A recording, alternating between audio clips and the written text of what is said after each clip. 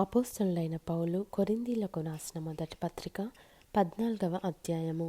ప్రేమ కలిగియుండుటకు ప్రయాసపడుడి, ఆత్మ సంబంధమైన వరములను ఆసక్తితో అపేక్షించుడి. విశేషముగా మీరు ప్రవచన వరము అపేక్షించుడి.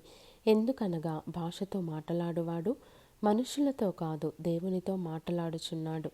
మనుష్యుడెవడును గ్రహింపడు గాని వాడు ఆత్మ వలన మర్మములను పలుకుచున్నాడు. క్షేమాభివృద్ధియు హెచ్చరికయు ఆదరణయు కలుగునట్లు ప్రవచించేవాడు మనుషులతో మాట్లాడుచున్నాడు. భాషతో మాట్లాడువాడు తనకే క్షేమాభివృద్ధి కలుగజేసుకొనును గాని ప్రవచించేవాడు సంఘమునకు క్షేమాభివృద్ధి కలుగజేయును. మీరందరూ భాషలతో మాట్లాడవలెనని కోరుచున్నాను గాని మీరు ప్రవచింపవలెనని మరి విశేషముగా కోరుచున్నాను.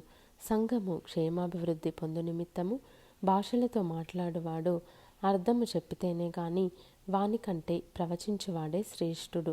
సహోదరులారా, ఆలోచించుడి. భాషలతో మాట్లాడుచు నేను మీ యొద్దకు వచ్చి సత్యమును బయలుపరచవలెనని అయినను, జ్ఞానోపదేశము చేయవలెనని అయినను, ప్రవచింపవలెనని అయినను, బోధింపవలెనని అయినను మీతో మాట్లాడకపోయిన ఎడల నా వలన మీకు ప్రయోజనమేమి? పిల్లన గ్రోవి గాని వీణె గాని నిర్జీవ వస్తువులు నాదమిచ్చినప్పుడు స్వరములలో భేదము కలుగజేయని ఎడల ఊదినదేదో మీటినదేదో ఏలాగు తెలియను? మరియు బూర స్పష్టము కాని ధ్వని ఇచ్చినప్పుడు యుద్ధమునకెవడు సిద్ధపడును? అలాగే మీరు స్పష్టమైన మాటలు నాలుకతో పలికితేనే గాని పలికినది ఏలాగు తెలియను? మీరు గాలితో మాట్లాడుచున్నట్టుందురు. లోకమందు ఎన్నో విధములగు భాషలున్నను, వాటిలో ఒకటైనను స్పష్టము కానిదై ఉండదు. మాటల అర్థము నాకు తెలియకుండిన ఎడల మాటలాడువానికి నేను పరదేశినిగా ఉందును, మాటలాడువాడు నాకు పరదేశిగా ఉండును. మీరు ఆత్మ సంబంధమైన వరముల విషయమై ఆసక్తి గలవారు గనుక సంఘమునకు క్షేమాభివృద్ధి కలుగు నిమిత్తము అవి మీకు విస్తరించున్నట్లు ప్రయత్నము చేయుడి. భాషతో మాటలాడువాడు అర్థము చెప్పు శక్తి కలుగుటకై ప్రార్థన చేయవలెను. నేను భాషతో ప్రార్థన చేసిన ఎడల నా ఆత్మ ప్రార్థన చేయును గాని నా మనస్సు ఫలవంతముగా ఉండదు. కాబట్టి ఆత్మతో ప్రార్థన చేతును, మనస్సుతోనూ ప్రార్థన చేతును. ఆత్మతో పాడుదును, మనస్సుతోనూ పాడుదును. లేని ఎడల నీవు ఆత్మతో స్తోత్రము చేసినప్పుడు ఉపదేశము పొందనివాడు నీవు చెప్పు దానిని గ్రహింపలేడు గనుక నీవు కృతజ్ఞతాస్థుతులు చెల్లించినప్పుడు ఆమేన్ అని వాడేలాగు పలుకును? నీవైతే బాగుగానే కృతజ్ఞతాస్థుతులు చెల్లించుచున్నావు గాని ఎదుటివాడు క్షేమాభివృద్ధి పొందడు. నేను మీ అందరికంటే ఎక్కువగా భాషలతో మాట్లాడుచున్నాను, అందుకు దేవుని స్తుతించెదను. అయినను సంఘములో భాషతో 10,000 మాటలు పలుకుట కంటే ఇతరులకు బోధ కలుగునట్లు నా మనస్సుతో 5 మాటలు పలుకుట మేలు.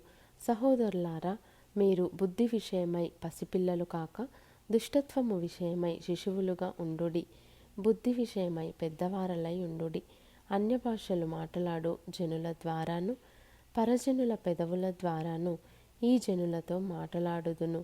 అప్పటికైనను వారు నా మాట వినకపోదురు అని ప్రభువు చెప్పుచున్నాడని ధర్మశాస్త్రములో వ్రాయబడి ఉన్నది. కాబట్టి భాషలు విశ్వాసులకు కాదు, అవిశ్వాసులకే సూచకమై ఉన్నవి. ప్రవచించుట అవిశ్వాసులకు కాదు, విశ్వాసులకే సూచకమై ఉన్నది.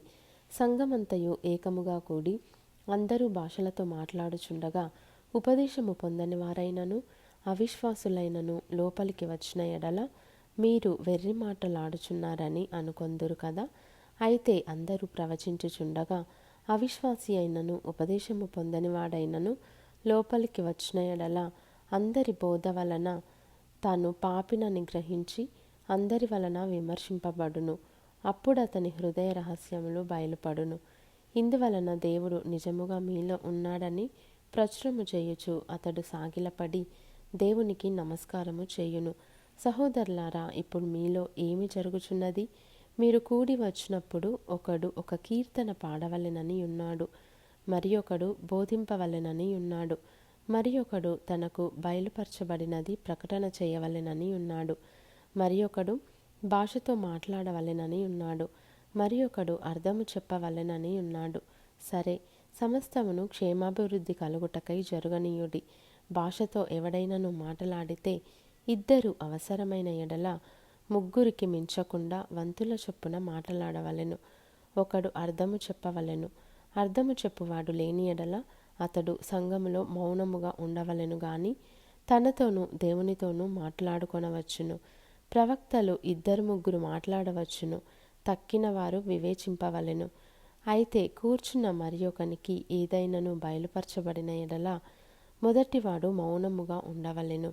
అందరూ నేర్చుకొనున్నట్లును అందరూ హెచ్చరిక పొందునట్లును మీరందరూ ఒకని తరువాత ఒకడు ప్రవచింపవచ్చును. మరియు ప్రవక్తల ఆత్మలు ప్రవక్తల స్వాధీనంలో ఉన్నవి. అలాగే పరిశుద్ధుల సంఘములన్నిటిలో దేవుడు సమాధానమునకే కర్త గాని అల్లరికి కర్త కాడు. స్త్రీలు సంఘములలో మౌనముగా ఉండవలెను. వారు లోబడి ఉండవలసినదే గాని మాటలాడుటకు వారికి సెలవు లేదు. ఈలాగు ధర్మశాస్త్రమును చెప్పుచున్నది. వారు ఏమైనను నేర్చుకొనగోరిన ఎడల ఇంట తమ తమ భర్తలను అడగవలెను. సంఘములో స్త్రీ మాటలాడుట అవమానము. దేవుని వాక్యము మీ యొద్ద నుండియే బయలువెళ్ళినా మీ యొద్దకు మాత్రమే వచ్చెనా? ఎవడైనను తాను ప్రవక్తనని అయినను ఆత్మ సంబంధినని అయినను తలంచుకొనిన ఎడల నేను మీకు వ్రాయుచున్నవి ప్రభువు యొక్క ఆజ్ఞలని అతడు దృఢముగా తెలుసుకొనవలెను. ఎవడైనను తెలియనివాడైతే తెలియనివాడుగానే ఉండనిమ్ము. కాబట్టి నా సహోదరులారా, ప్రవచించుట ఆసక్తితో అపేక్షించుడి. భాషలతో మాటలాడుట ఆటంకపరచకుడి గాని సమస్తమును మర్యాదగాను క్రమముగాను జరుగనీయుడి.